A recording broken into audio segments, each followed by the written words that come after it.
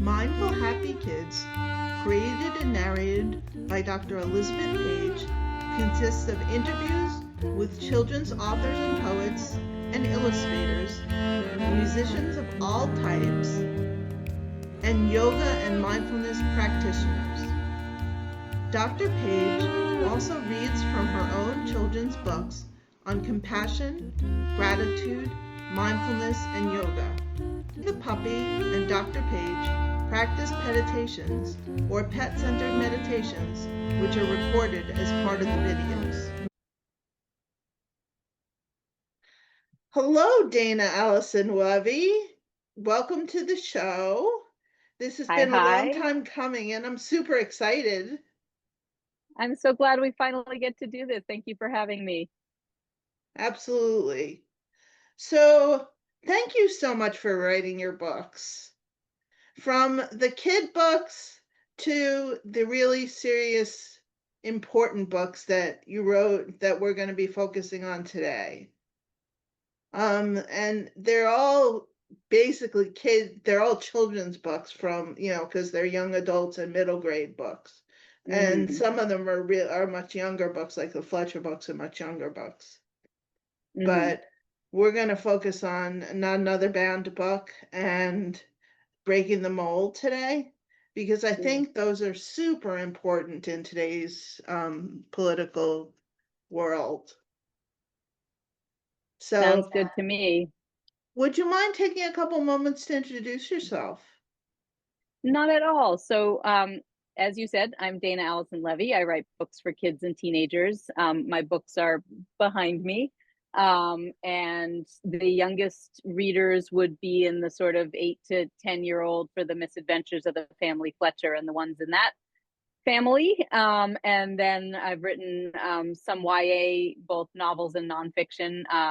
Above All Else is a YA novel. And then the books we're talking about today are both middle grade, but a little bit older, sort of upper middle grade in that, 10 to 14-ish range. I think, an age range is always very much just an average, which means that, of course, there are outliers on either end who I hope will find and love the book. So I love writing for kids and teens. I think it's an incredibly astute audience. I have been asked more than once if I will ever write real books, and I don't even take offense because people who don't know, which is that young adult and middle grade readers are some of the best readers in the world, and some of the books written for kids are some of the most beautiful, complex, funny, wonderful, literary, interesting, any adjective you want. I think that exists in the realm of books for kids. So it's a place I'm very, very happy to be writing.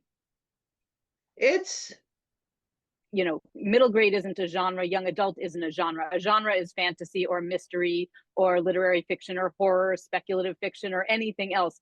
An age range is only an age range. Every genre can exist at books for kids or books for adults. So that's me on my soapbox for a minute. But in any event, I started writing for kids. I love writing for kids. I certainly might write for adults someday as well. I think I read a lot of every age, but I still consider books for middle grade and young adults some of the best books I've ever read. So that's an easy thing to defend for me. Well, thank you for clarifying. That's really helpful. I think people do tend to consider age range part of the genre, and yeah, I think that it can be defined as much more complex than that. Can you take us through your writing journey? sure. So my first book was sold right around when I turned 40, but the first book I tried to write was when I was 8. In my diary, I wrote, "I am writing a mystery. Wish me luck." I said this to myself, like I was wishing myself luck. So it's been a long time coming in that way. I always loved to make up stories, and I had family members who actually are children's book authors, so I knew this was a world that existed, a job that existed. But I did not finish that novel when I was 8. I did not actually finish a novel until I was in my 30s, because it turns out it's really hard to write a full novel. And I have ADHD, which I didn't know as a kid. And it means that there were a lot of 20 pages written, 10 pages written, 50 pages written, and then abandoned. I worked for a literary agent in my 20s, which was great because I got a sense of how the business side of publishing works. And as I said, I had family members who are authors, so I had a sense from them as well that this existed as something somebody could do. But it wasn't until, as I said, I was in my 30s and I was laid off from my job during the recession in 2008 or 9. And so I started writing a novel between 5 and 7 in the morning while looking for work, and then doing freelance work. And also, I had quite young children at the time. And I finished something that was, a 70,000 word middle grade novel that was lousy. But it was a novel. It had a beginning, middle, and end. It had characters. It had a plot that was a mess, but it existed. And that was the first time that I was like, okay, maybe this is something I can do. So I, shelved that and I started another one. This time it was YA. Not as lousy, but a little bit lousy. That one also got shelved, although I did query that one and tried to get an agent and got some nice feedback, but it wasn't quite there. And then I wrote The Misadventures of the Family Fletcher, and I signed with a literary agent and I sold it. And then I've been working as a writer ever since. So in some ways, it was a very typical process. It took a couple of false tries of books that didn't make it and then a book that did. In other ways, I think it was kind of a wider path than I'm saying, because in every job I had as an adult, whether I was working, doing some marketing or doing some grant writing or doing the best part of the job for me that I was best at and that I was happiest doing was always the writing. It was, every other part of the job felt like I wasn't, a terribly good fit for it. And it was sort of stressful and I didn't like it and I wasn't great at it. But then when I had to write something, it was like, oh, well, this is really, something I can do. And that included, nonfiction and grant reports and website copy and, whatever it was like, oh, the writing, that's the good part. So now, in addition to writing for kids, I do freelance write. I write for nonprofits and small businesses and some of that because the writing is still the part I like. So that's what I do. And that's how I got there. It is funny to see, I actually was recently looking at a box of old photos and things, and there was another short story that I tried to start writing in my probably preteens, and of course I'm of the age where like my first computer was in college. So, these are all handwritten in this laborious pencil writing. It was not surprising that 5 pages felt like, all I could muster because, my hand was cramped, like the whole thing. I still have terrible handwriting, but I am a very fast keyboard warrior. So I type quickly and that's how I write. I mean, I'll take notes longhand, but that's about it. I'm going to bring up Not Another Banned Book because I think you did that lovely in there. I think you brought up in that book a lot of different experiences and really reinforced that it's okay to have these different types of experiences and still be okay. And I think Yeah. you did a great job with that in that Well, book. thank you. Thank you very much. That is always my hope. People sometimes ask what makes a book, a middle grade or young adult book, as opposed to, for instance, an adult book that has a young protagonist, of which there are several. There are many young books that have a teenager narrating or whatnot. And one of the things, and I didn't make this up, and I can't remember who did, but somebody was quoted as saying, in books for young adults and middle grade, there has to be a whiff of hope at the end. It can have a sad ending, it can have a tragic ending, but there's almost always, and I can think of very few exceptions, some hopeful essence in the story, even if it's, a dystopian and many people die. There's something hopeful that gets you at the end that is a sense of possibility for the future. I think that's a pretty good hallmark of most books for kids and young adults. And I think it's really important. I think, we not to diverge our conversation, but I actually was talking to a really interesting political activist and rock climber about the science of hope and the fact that it is, it's kind of a squishy word. Oh, I'm hopeful. Oh, I don't have hope. But this idea is that actually, looking at the neuroscience of hope, being hopeful actually is empirically helpful. It is helpful for people who have illnesses to be hopeful and their recovery tends to be faster. It is hopeful. It is better to, in marketing, to have a hopeful message about climate than a despairing one if you are trying to galvanize people to action. So there's all this sort of, science behind the squishy word of hope. And so, in books like Not Another Banned Book, what was interesting and a little bit tricky is that it's a realistic novel. So it takes place in the world we all live in, as opposed to a fantasy world or a magical world, which means that there is no way to realistically have a group of middle school kids solve the problem of book banning. That it's just not going to happen. If we could have solved it, I'd love to think we would have, but it's, they can win a battle, they can make some progress, but it's not solved. And so how do you make it both realistic and hopeful? How do you say, okay, this is a problem and it's getting worse, and also we can do something about it and it's worth being hopeful, and we can take some action that actually makes a difference. And so that was the needle I was trying to thread with that story, where I didn't want there to be an unrealistic solution where they just fix everything and change everyone's mind and book banning doesn't happen anymore, because that's not how it And works. you have the violins playing and the yeah, and a nice rainbow over the school as they all want. But instead, I wanted there to be a sense, and I think I even have Ms. Lewiston say it, that this is how things get won, one battle at a time, and then you have energy to fight the next one when it comes up. And that's really I do a lot of activist work in my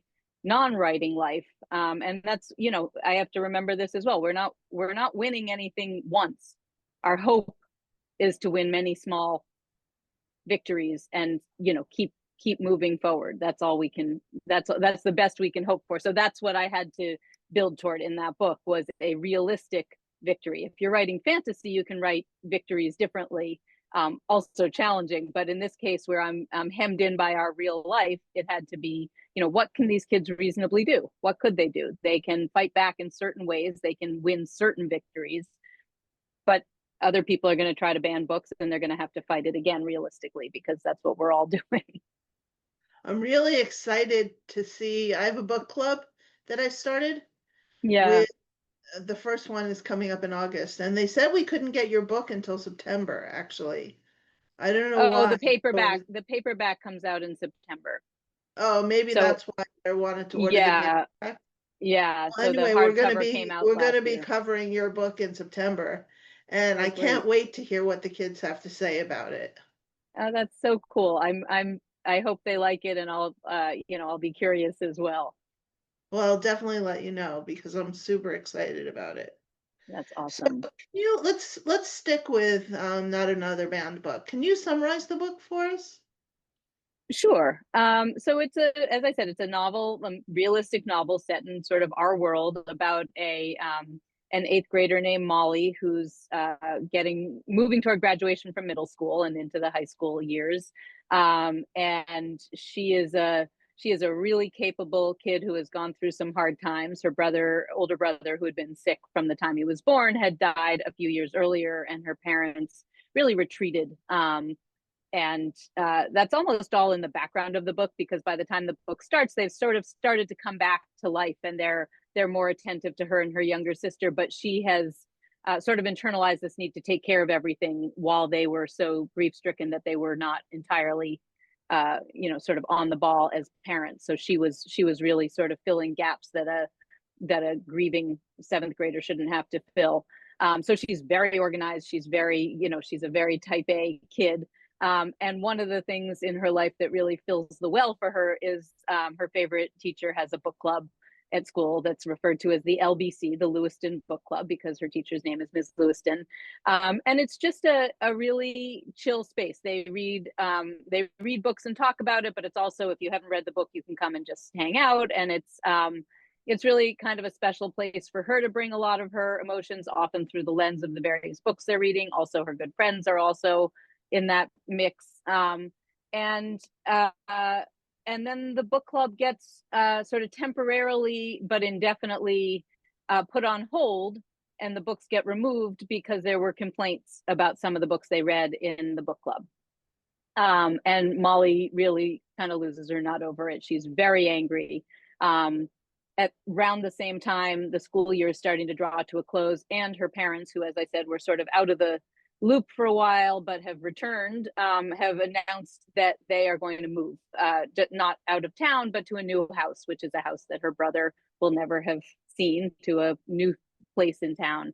And Molly doesn't like anything that is happening here. And so she sort of channels all of her angst about it into being angry about the book club being put on hold and the books being removed, and goes full bore on that, with the support of her friends, who mostly agree with her, although sometimes and correctly question her motives and sort of where she's going with all this. So there's a lot of shenanigans and goofiness as they try different terrible plots to sort of figure out who might have complained about the books and what they can do to get it back. Along the way, they learn, which is true, that book banning is on a massive uptick around the country. I very intentionally set the book in Massachusetts, which is where I live, which is considered a pretty liberal and progressive state. But I did that on purpose because while, yes, it's true that there are more book bans in Florida and Texas and some of the other southern states, there are book bans and challenges here in Massachusetts. There are book bans and challenges in almost every state, and probably it's fair to say in every state, but realistically they are massively underreported, meaning that many books get quietly banned or quietly challenged and removed from the shelf pending a review, and nobody knows about it, including the author, I might add. The authors often don't know. So Molly finds out some of this. She finds out that her teacher, who she likes so much, has is also sort of fighting back, but she had bought some of the books with her own money for the classroom, which every teacher I know does. And that meant that she didn't go through official school channels, which means that, there's a little bit more sort of vulnerability about, the books should be reviewed before they're allowed back in. So, as the book goes along, she has to really figure out some hard truths about what winning looks like in this instance. Is it finding out who it is and punishing them? Is it getting the books back in the classroom, even if she's already graduated once they're gone? Is it, not moving because she really doesn't want to leave her house? What is, all these things are kind of coalescing, and she doesn't really want to talk to her friends about all of the hard parts. So she sticks to the book stuff until it starts to blow up, and then it all kind of comes together. They do find out who complained. They do find out why that person complained. And it's not a good reason, but it's a reason. So there's some stuff that she has to unpack around that as well. So I think that's spoiler alert, they didn't solve book banning for the whole country, alas.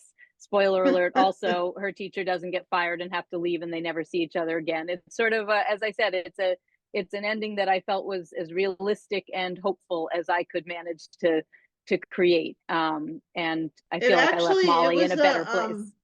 It was a ending that led me to plan an action. So in that, I think that this book can be a tool for kids and adults to plan action. Oh, good. And win some battles. Good. Well, that is the hope. And one of the things that comes up in the book, and this, I will wave this flag as much and as long as I can, is that, first of all, statistically, and again, this is fact, the vast majority of books that are challenged or banned deal with LGBTQIA characters or authors, and or Black or BIPOC lived experiences, and occasionally history or other racial elements of our shared American history. So these are the books that are banned overwhelmingly. So that adds a particularly insidious element to it, because what it, of course, means is that kids are not seeing themselves in books, and kids who need to see themselves in books, because that is literally a way to understand your own life and to understand how you fit into the world and to be assured that you have a place in the world. And when these books aren't on the shelves of our libraries or our school libraries, it can be quite literally life-threatening. And so one of the things that comes up in the book is conversations among some of the students about why it matters to have access to these books.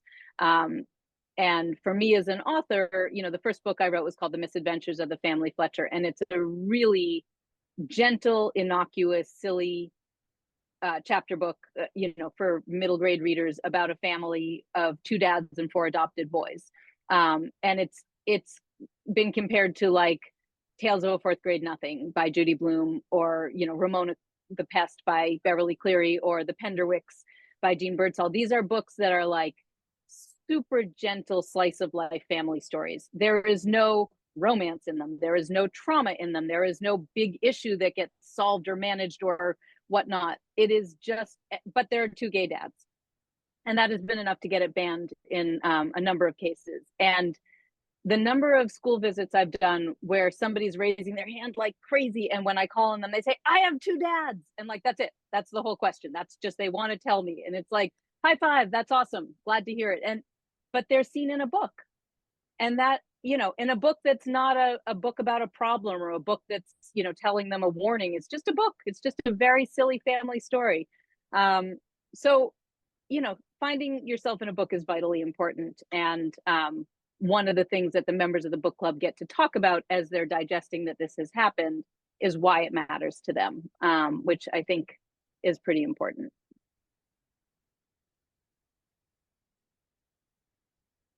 Absolutely. I know that I'm a lesbian, and growing up, there were no books that I saw myself in. And I had no idea what was going on with me. It was Mm-hmm. like, why is kissing boys yucky? Mm-hmm. It's not yucky for any of my friends, so why is it yucky for me? And had there been books that I had read about love stories between women, maybe I wouldn't have gone through the hell I went through as a child.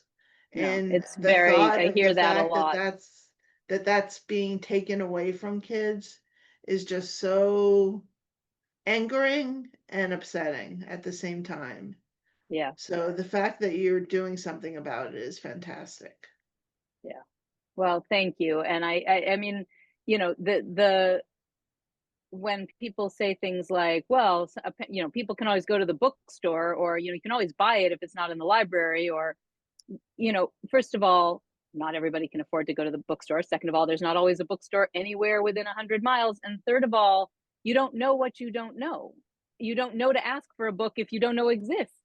So, having them on the shelves, having them browsable, having them in displays is everything. That's the tremendous joy of a library generally, is being able to just sort of see what books are in the world. And if you have to go behind the counter and ask, can I have the books about the lesbian friends? You've already removed it from 95% of the kids who would want to read it. They're going to find it because they're looking around, not because they want to sidle up to the librarian and ask for it.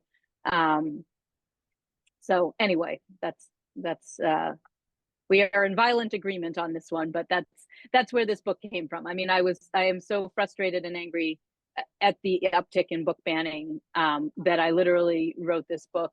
And so when I was doing school visits, right when it came out last fall, kids would ask, has this book been banned? And I was like, well, it came out 2 weeks ago, so no.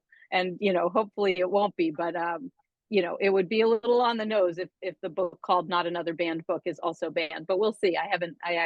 That's the other thing. It is an insidious process, and really we don't know. We don't really have a good count. There's, PEN America does wonderful work on this, as do various other incredible advocacy groups for the freedom to read.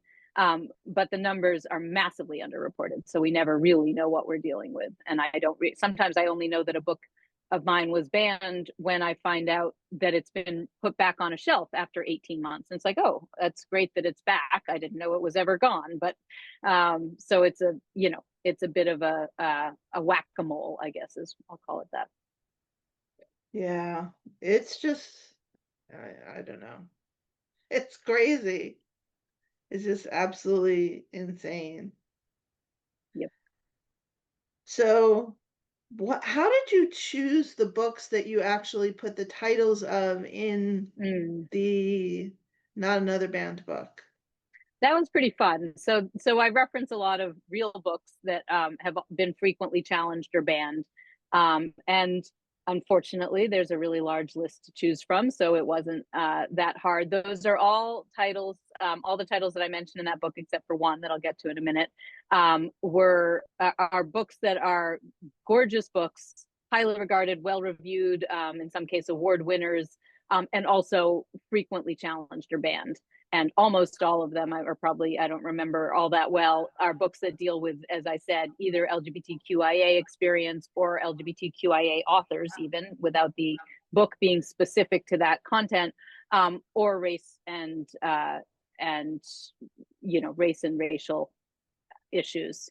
So I wanted to highlight that those are the books that they are both highly regarded and successful books that have won awards and been put on top lists, and also they had this content that is deemed by a certain audience to be sort of objectionable on principle.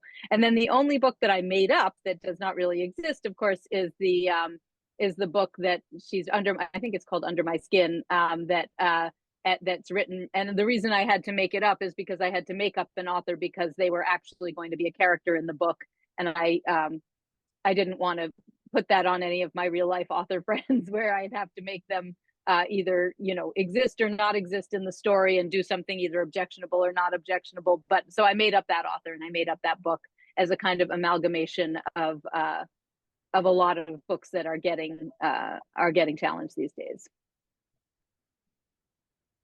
That sounds fun. Yeah, it was. It was kind of fun. It was fun to read about the different books that I knew, because I know most of the books that you had in the book itself. And so I was reading along. I was like, I read that, I read that, I read that, Yep. I read that. Somebody said it makes a great reading list to pull the books that were mentioned in it and put them on a reading list for my students. I thought you could do worse. You could do worse. Absolutely. Those famous last words. All right, let's flip over to Breaking the Mold. Yeah. So you introduce in this book incredible scientists representing a wide range of backgrounds. Mm-hmm. That sounds like it was the goal of the book. It was, and I will also say it was the most interesting and challenging thing I've ever written by a mile. I had no idea what I was doing. I had a lot of fun doing it.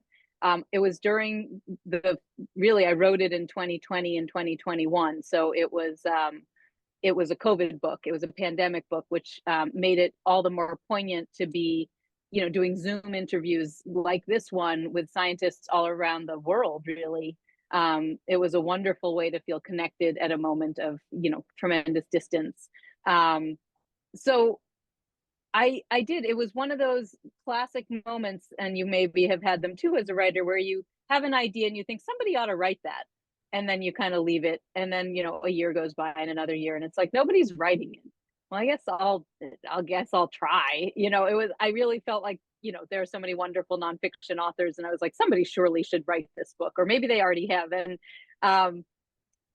but nobody had. So I decided to write a proposal for it, and we sold it to Holiday House on the proposal of really trying to, without ever pretending that we could capture the literal length and breadth of sort of diversity within science, but create a snapshot of diverse scientists, and not focusing on the best of the best necessarily, meaning not the ones who've made these breakthroughs and who deserve an entire biography, but even graduate students or people just starting out or whatever, and really less on their scientific achievements and more on how'd you get here? Why'd you decide to do this? Was it hard? What do you wish you could have told yourself? With the idea of really demystifying how you build a pathway into science, especially if you come from a background where you're not surrounded by other scientists. Because I realized, at that point, my daughter was in high school looking at colleges, and, I was an English major and my husband was a political science major, and we're arts people. And she has a real interest in environmental science. And I realized that even though I have, all kinds of friends with all kinds of backgrounds, I don't actually know how you do this work? I mean, do you get a master's and then a PhD? Do you need to do an undergrad and the same thing well, I don't have any idea. And I'm coming at it from a place of a fair bit of sort of knowledge and privilege and people around me who do this kind of work. If you come from a background that is totally separated from the world of sort of higher ed and PhD science, how would you ever know how you get there? And so that was part of what led me to want to ask that question of a really wide range of scientists. And so I wrote a proposal, I sold the book, and then I was like, oh, now I have to write the book and, let me Google how to interview scientists. Let me Google how to source images and get copyright permission. I mean, it was a whole learning curve of like straight up. And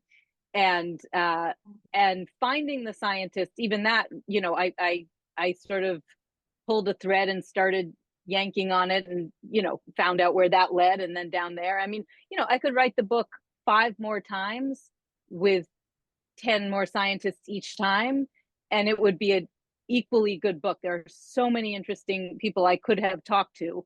I had to do some combination of trying to capture at least a good range of diversity of backgrounds and histories, and also a good range of the kind of science being practiced.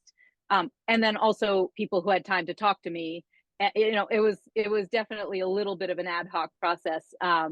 But that's how it was born. And, a huge amount. I mean, generally, as you know, I write novels, which means that I write words and then the publisher designs a lovely cover and they do the typesetting, but it's not illustrated, and it's mostly just the words I wrote inside the covers of the book.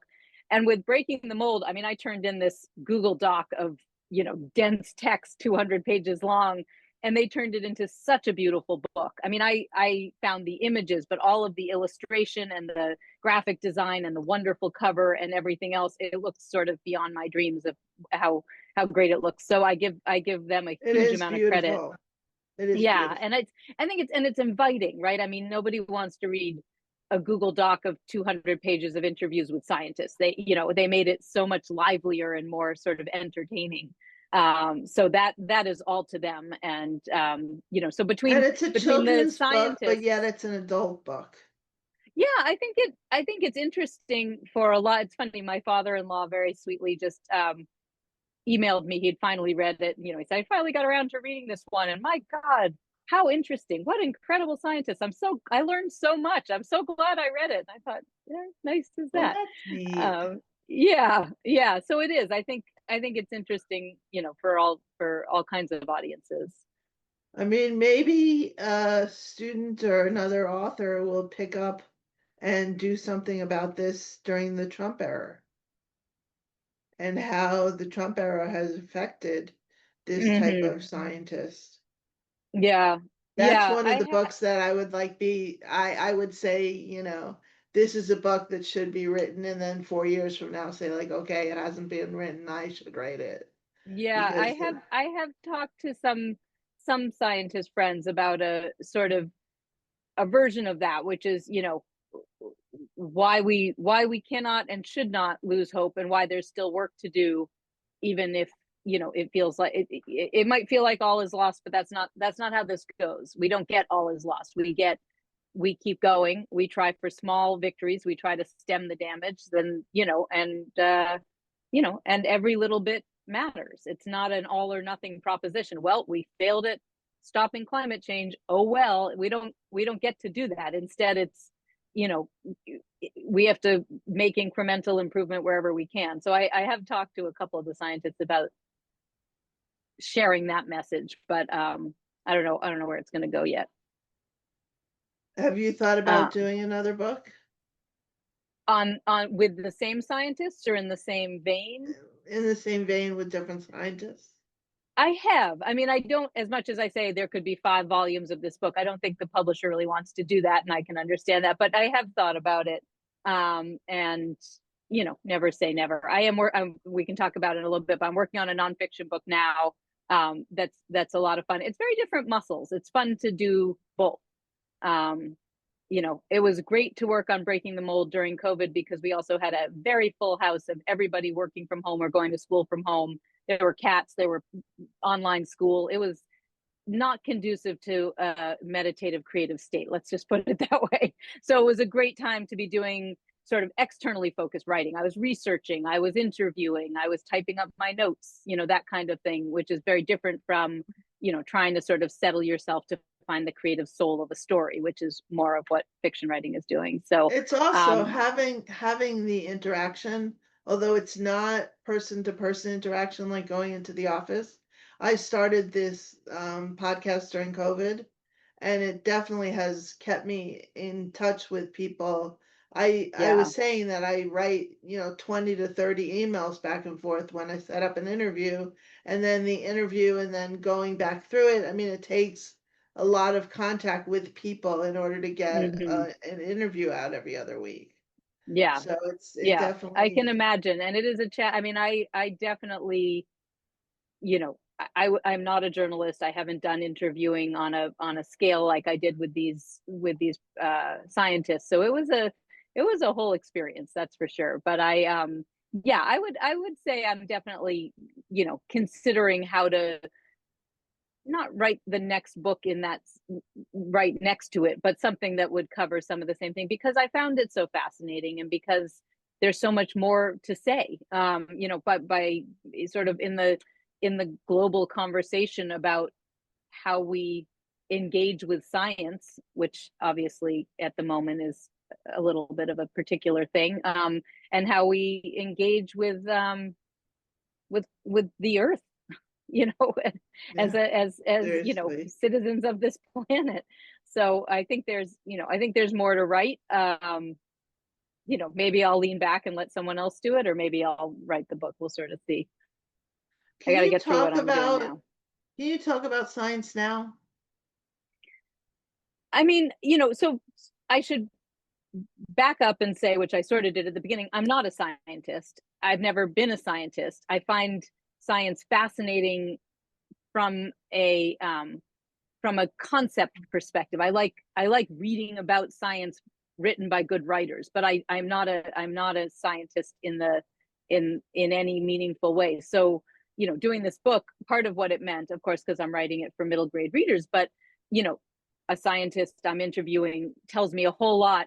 I nod and smile. I take notes to Google and figure out what the heck they're talking about, so that I can write it in a way that is, first of all, I know what they're saying, and second of all, that is hopefully for a 10 or 12-year-old kid, sort of like, okay, that's what they're talking about when they're talking about, turbidity of water, or, whatever, you know, chemical breakdown or what have you.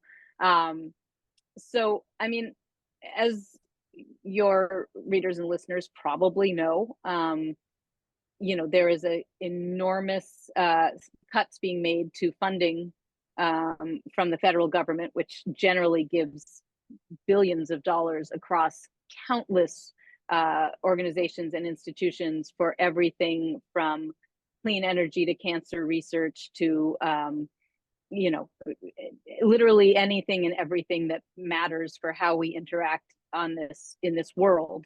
And that funding is being cut in huge amounts, which is a real tragedy. So does that mean no science will happen for the next few years? Absolutely not. There are philanthropists who are donating huge amounts of money to try to stem some of the gaps and make sure that funding can continue.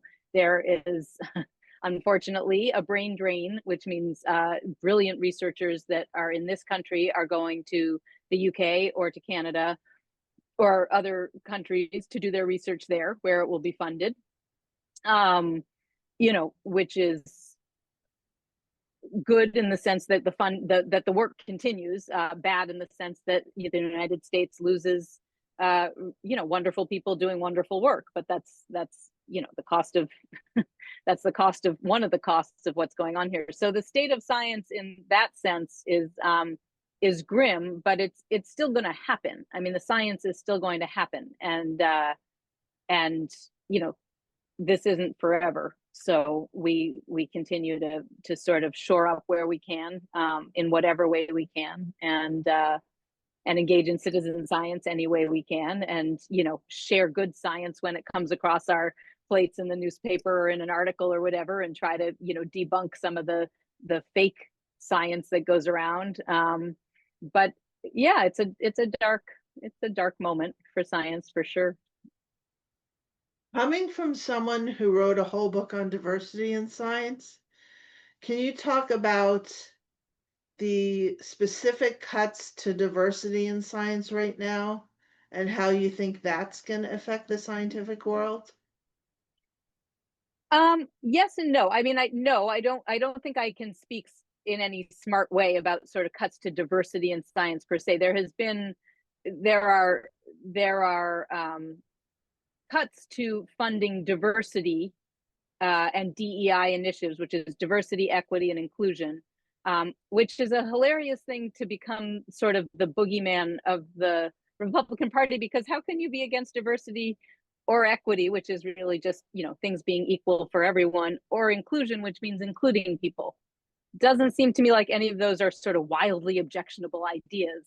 But it's become a boogeyman, and anywhere in any way possible, the federal government is looking to cut funds that support organizations building up their diversity, equity, and inclusion programming, which might mean anything from accessibility wheelchair ramps into buildings to grants to help underserved, marginalized community go for higher education, medical or science degrees, because it all falls under this umbrella of DEI, or diversity, equity, and inclusion funding.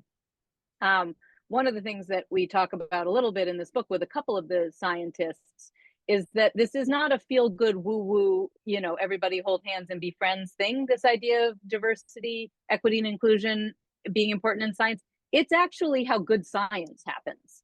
It's just, and I don't say that from a point of view of like, because I care. It's because science is based on, analyzing data. And if you come into it with faulty expectations or bad data, you get bad science. So for instance, if you are looking at how a cancer drug works and you only look at, white men from middle class and upper class families who have a very healthy diet and who can afford and live in pollution free areas and get adequate nutrition, and you say, okay, the drugs do X and Y for cancer patients, but that's the only population you've looked at. That's bad science, because the vast majority of the rest of the people who might use those drugs might have they might weigh 75 to 100 pounds less. They might be of a different genetic and racial background. They might have limited access to the nutrition that you're counting on. So it's not just that it's sort of exclusive and wrong morally, it's bad data. And when you have bad data, you get bad results, and then you have bad science. So it's really, it is cutting off your nose to spite your face, to say the least. And it will hurt us as a country. It will slow down what could be a really fruitful time of scientific research and discovery. But again, it's not that it's all is lost. People will do the work elsewhere, and or it will get privately funded, and or other ways of sort of making up for this mistaken choice that's being made by the federal government in this country. But yeah, it'll have a toll for sure. I want to give just another great example that I read in the book, and I don't remember the name of the person who gave the example, but he does work in rural and urban communities, but mostly in urban communities, and he studies coyotes. Chris And Shell. Yeah. who is it? Christopher Shell. Yes, Phil Shell. And he was saying that when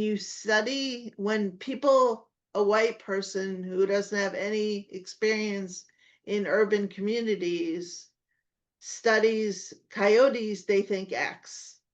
But coyotes act very differently in socioeconomically affluent communities than they do in socioeconomically disenfranchised communities. And so saying that coyotes are X when coyotes are Y in other communities is not really saying anything true about coyotes. Right. Bad science again. Exactly. And I thought that was a super interesting and poignant way of giving an example. Yeah, and it's what he talks about in particular, and this is Professor Shell, is that, when researchers don't even think to look in certain parts of the, I think it was in Chicago that there were studies being done, and they just, the researchers designed a study, and again, bad data in, bad science out, and they designed a study and they said, okay, we're going to set trail cams and observers in these 5 locations over 6 months, different weather patterns, this that we're going to gather this data, we're going to analyze it, we're going to come to some conclusions. That's how science happens. Great. But they sort of never thought, oh well, there might be coyotes in these very highly congested, poorer urban parts of Chicago. Why would we observe there? Why would we put trail cams there? Why would we ever think there are coyotes there? We're going to look in the suburbs or the Golden Mile or wherever in Chicago, there's green space, and so they designed the study without even considering, oh, there could be coyotes there. And therefore, as you say, the study was designed in that case not with malice but just with ignorance.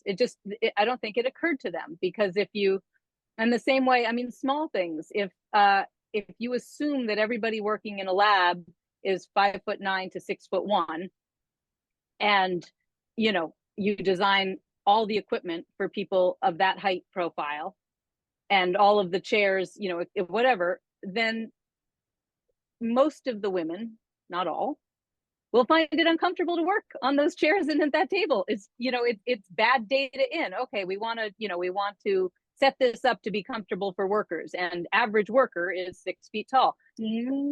That's based on bad data. So this exists in every part of every profession, but in science it's particularly critical because it is, the science is based on that pre-work, how you design a study, who you're asking questions of, what those questions will be, where you're collecting data.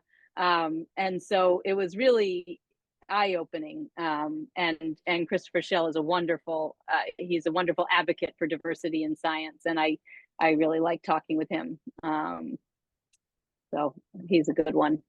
And science, there's all kinds of science that's super important, but health science is really, well, environmental science is also really important, but health science, it saves lives or it doesn't save lives. I mean, we're talking people are going to be killed because of what's going on. It's not the end all and the be all right now, but there are people who are going to die because of what's going on. Yeah. Yep. So Yep. what is environmental justice? Environmental justice is a vital concept that is not new, but I think is getting newly we're recognizing just how important it is.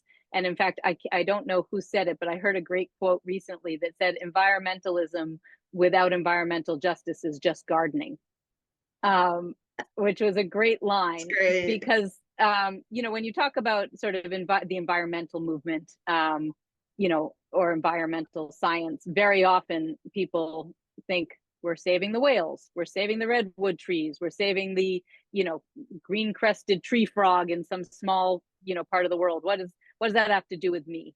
But environmental justice is really the intersection of the fact that environmental inequity, which is basically the different ways that we screw up this earth, are absolutely and 100% intentionally concentrated in the poorest, most vulnerable communities around the world.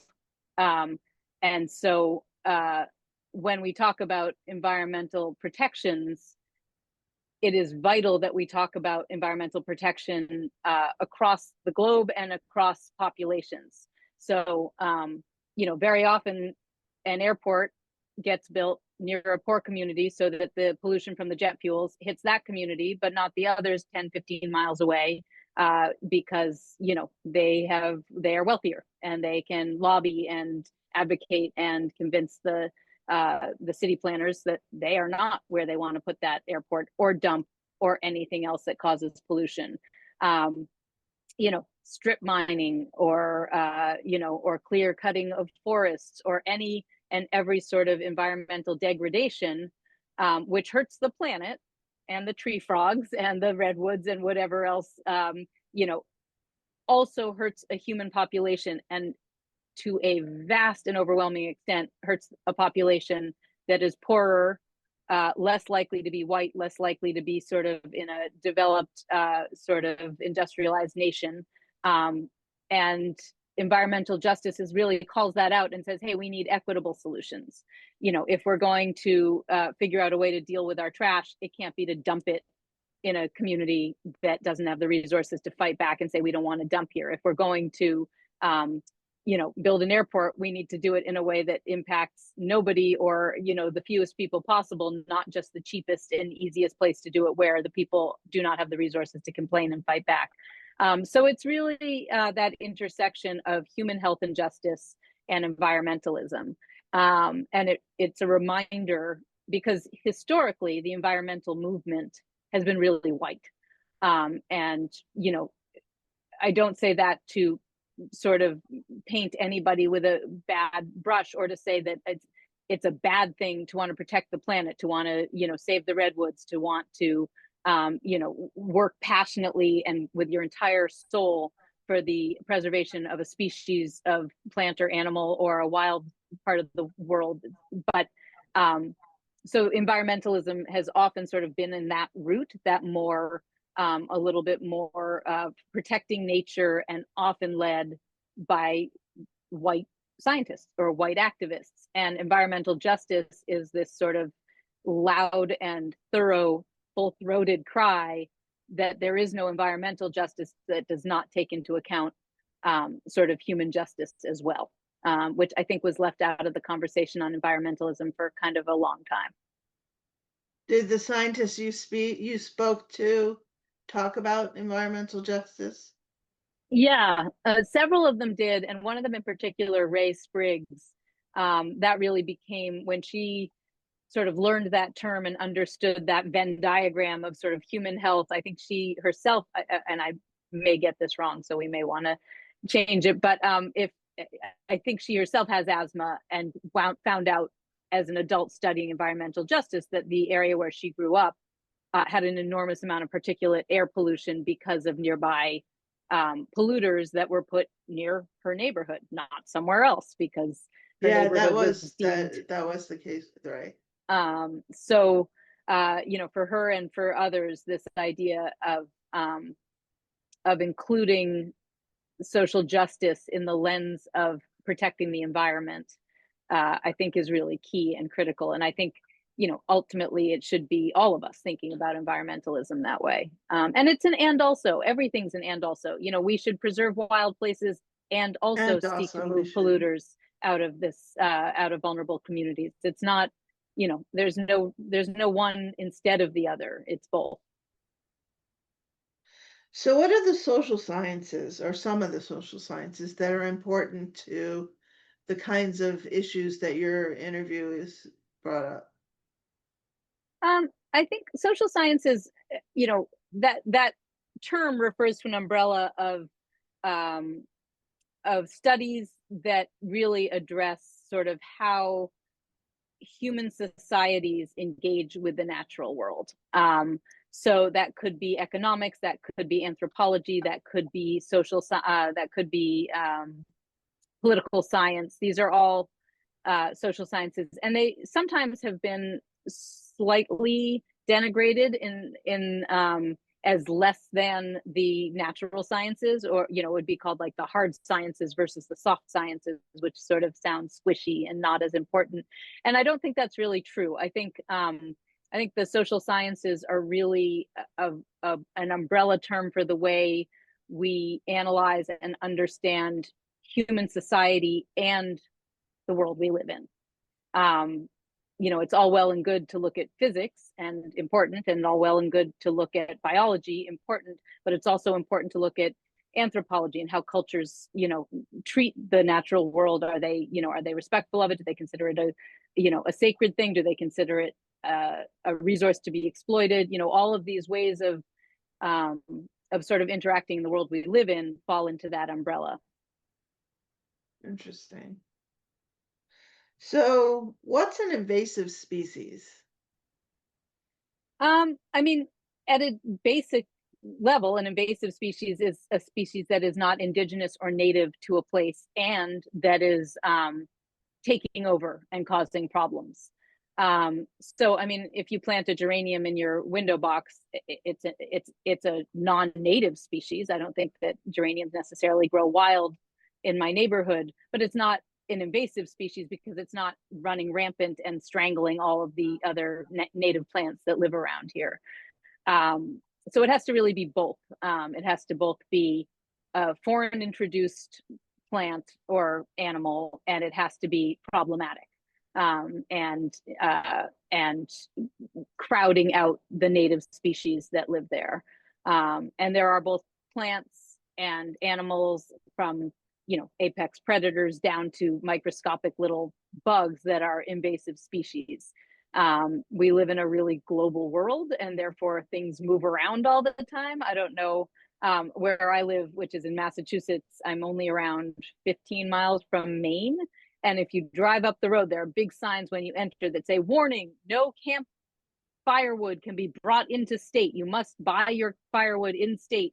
And it's because there are little beetles that can get on the firewood. And if you go up to a campground in Maine, you drop your wood by the fire, you burn 3 pieces, you didn't burn the last, you decide you leave it for the next camper, these little beetles spread and they are super invasive and they're killing trees. And so Maine is trying to limit that by not having us bring firewood in. So that's an example of a possibly, I don't know how successful they're being at limiting that, but they're trying to stop the beetle from crossing state lines as much as they can by not having it hitch a ride on cut firewood that people are bringing in from out of state. And So there that's was an just an invasive example. species of a tree that was brought in into onto Holy Land by Native Americans, and it was Oh, that the and Russian that olive trees. Yeah. and the that tree was taking over for another tree, and the tree that it was taking over was a tree that was really important for their ceremonies Yeah, the and medicinal cottonwood. purposes. Yeah. And it's often, I mean, invasive species can be an accident, like a tiny beetle on a piece of firewood, or can be on purpose with no understanding of what might happen 200 years later. Somebody who plants a fast growing, easy to care for tree and says, oh, this is going to be great. We'll have shade within 3, 4 years. Won't that be nice that that we have this opportunity? Um, who knew until that it will become an invasive species. So it's not always a simple thing. Sometimes I think there are dramatic examples where it probably is sort of a known problem, but very often you don't know when you plant a tree that grows quickly and offers shade that it's going to become an invasive species down the way. But yeah, that was in I think Valerie was talking about that. But it's also, I think, one of the points, and we can end the discussion of this book here, unless you have anything else you want to add. But one of the points is, if you listen to people from different cultures, you're more likely to discover what the invasive species is before including it in the environment. Yeah, But people don't think to ask the different cultures that are already there what yeah, is and isn't going to hurt their land. yeah.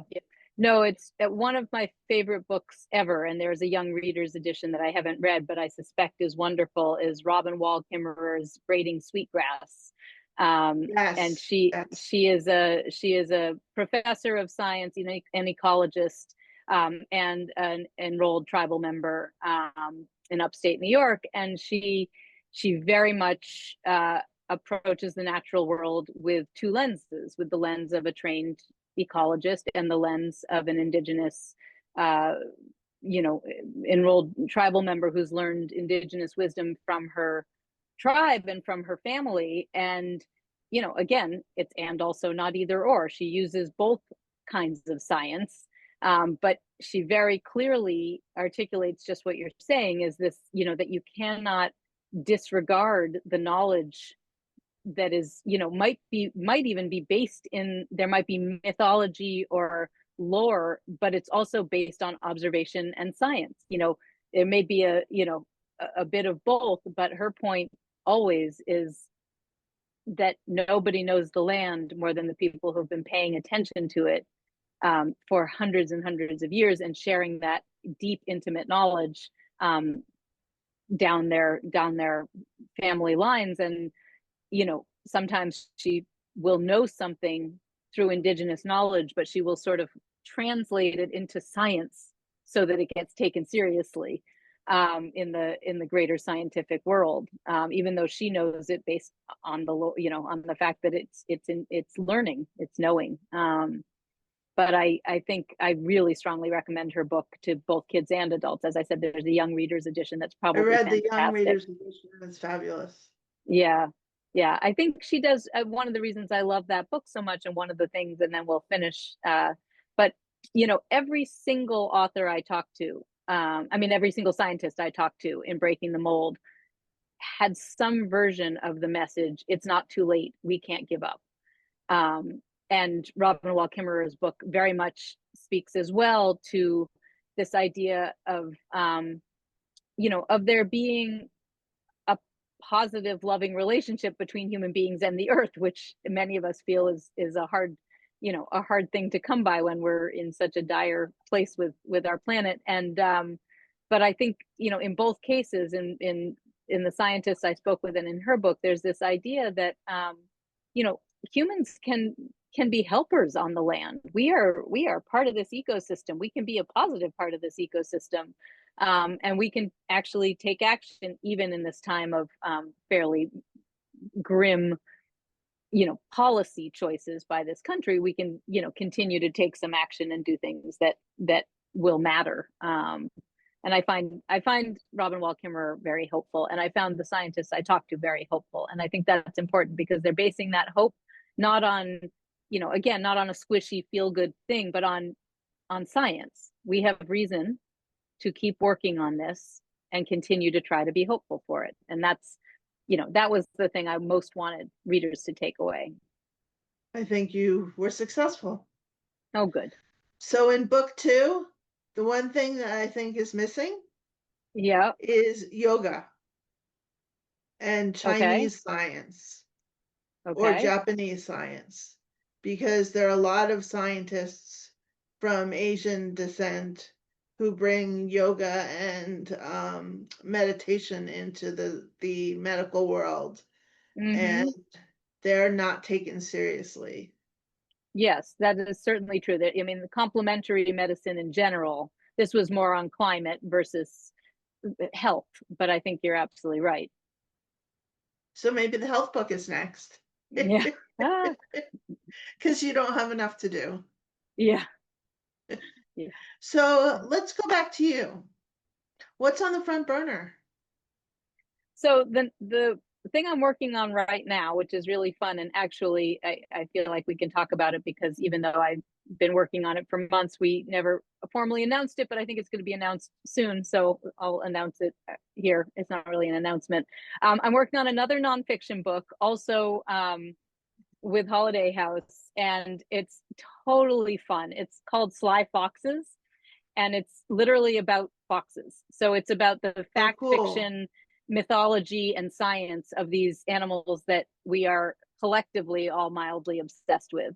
And so I get to dive into the science and biology of foxes, sort of what they are, what genus they are, where they live, how they live, but also the mythology and folklore and how they existed in myth and folklore across the globe, which I find really interesting, from Japan to Indigenous American to Norwegian to Roman. I mean, there have been foxes in mythology just about since the beginning of human storytelling, which and of course we're still all fascinated by them. So I get to, and of course, really you've read Pax. Yeah, yep. And scary stories for young foxes. And so it's a really fun book to research. It's going to be similar to Breaking the Mold in that it's going to be visually delightful, which thank you, Holiday House, for making that happen.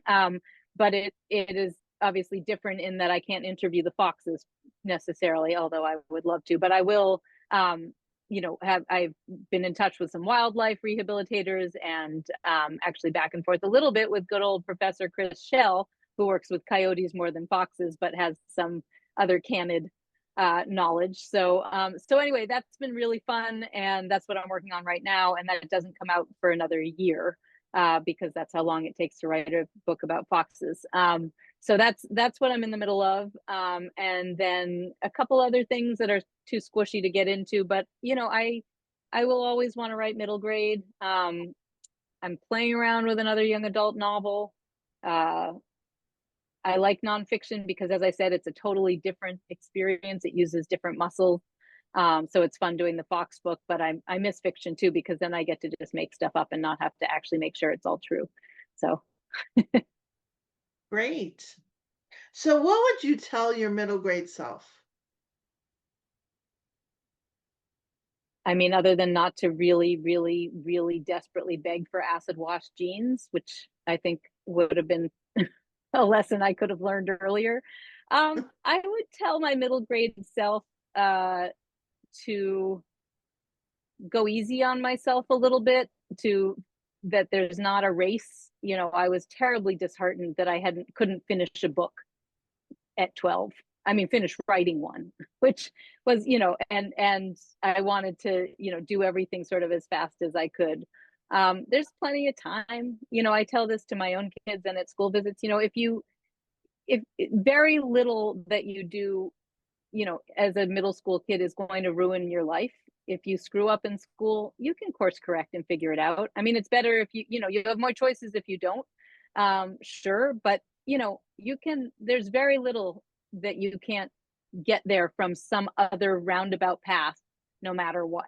And so I think I would have told myself to go a little easier on myself and relax on the rushing, and that I didn't have to write a book right then. I could write a book later.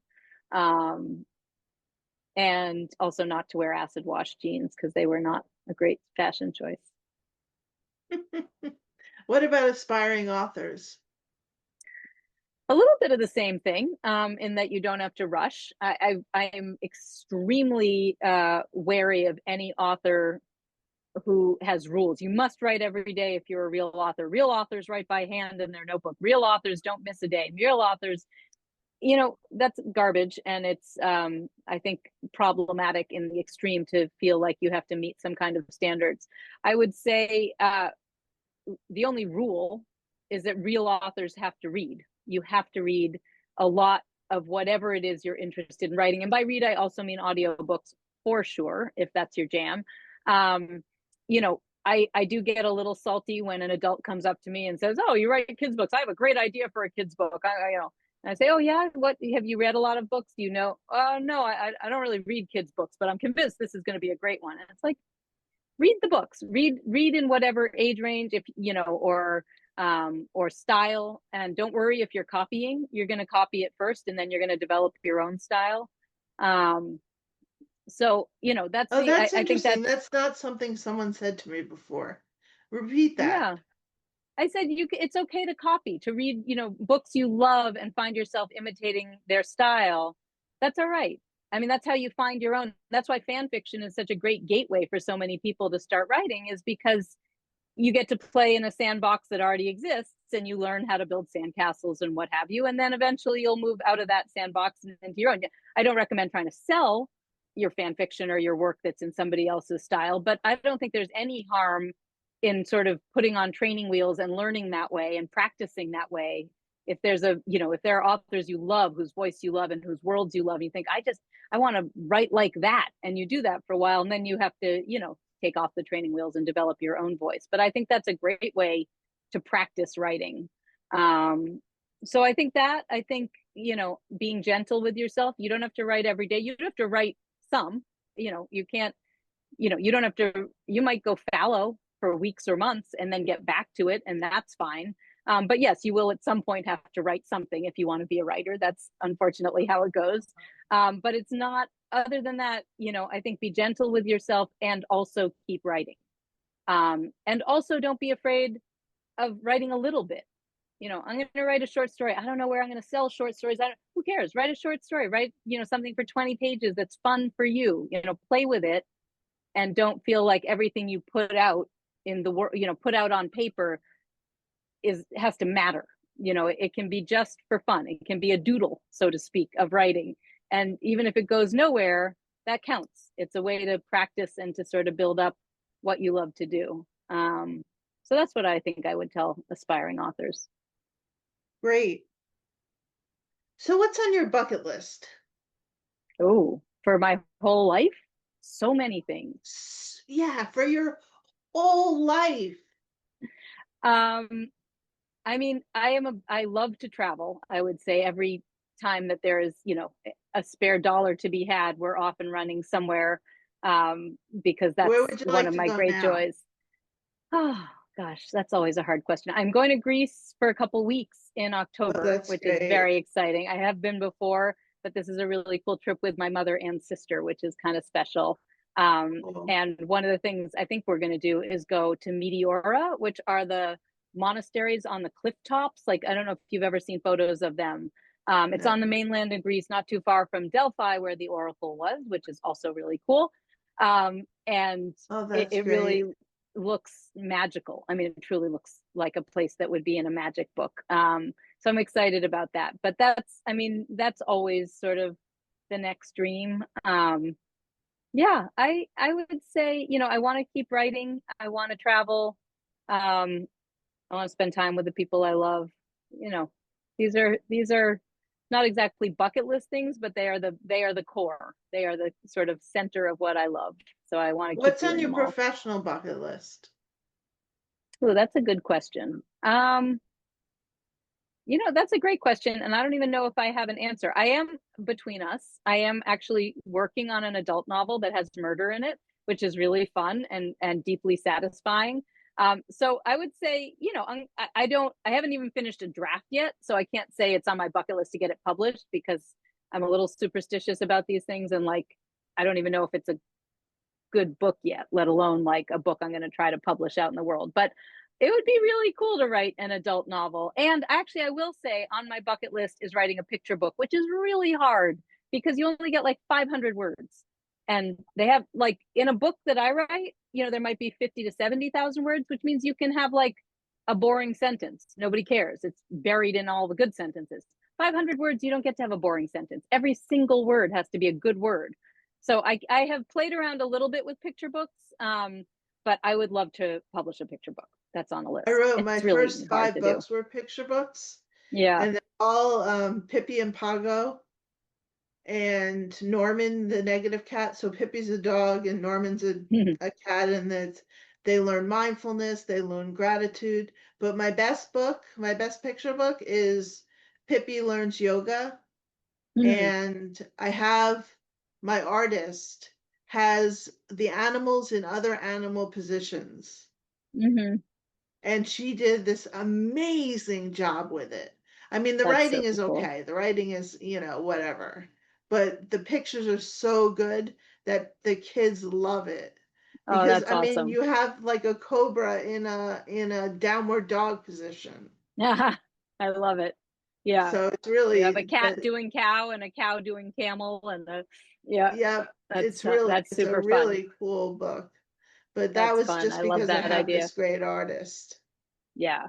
Yeah, well you do. I mean, that's the other, you have to trust the artist to tell half the story. I mean, that's a whole different way of writing for me. So that's on the bucket list. Well, that's cool. Well, Yeah, anything else? Anything we missed?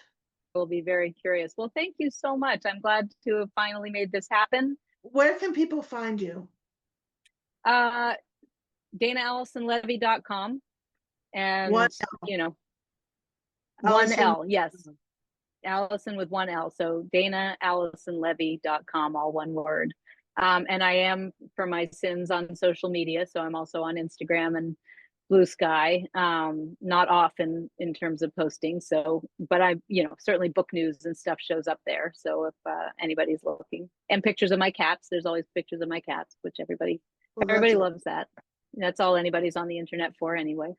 yeah. Yeah, so that's where I am when I'm not here. So thank you again.